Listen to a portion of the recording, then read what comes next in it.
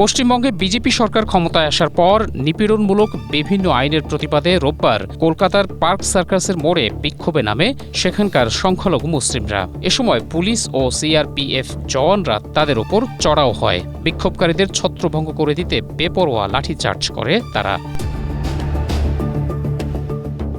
এতে আহত হন অনেকে। পুলিশের লাঠিচার্জের সময় দিকবিদিক ছুটতে থাকেন সবাই।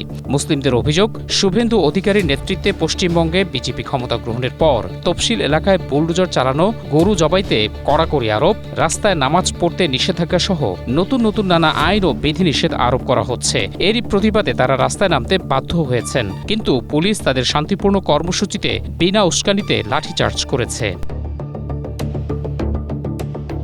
তবে পুলিশের দাবি, ঘটনাস্থলে পৌঁছলে তাদেরকে লক্ষ্য করে ইট ছোড়া হয়, তাই পরিস্থিতি সামাল দিতে লাঠিচার্জ করে তারা। পরিস্থিতি নিয়ন্ত্রণে সেখানে পাঠানো হয় বিশাল পুলিশ বাহিনী এবং সিআরপিএফ জওয়ান।